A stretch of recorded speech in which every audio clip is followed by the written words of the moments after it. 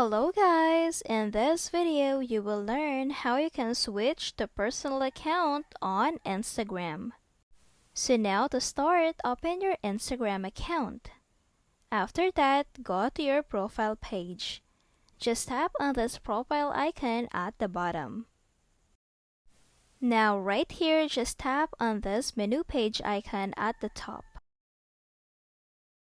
It will then direct you to Settings and Privacy.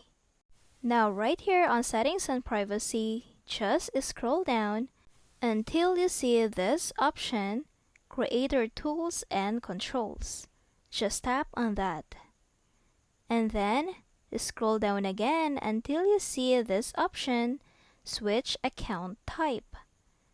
And then you'll see Switch to Personal Account. Just tap on that. And that's it. I hope this video helped you out. Thank you for watching and see you on my next video. Bye!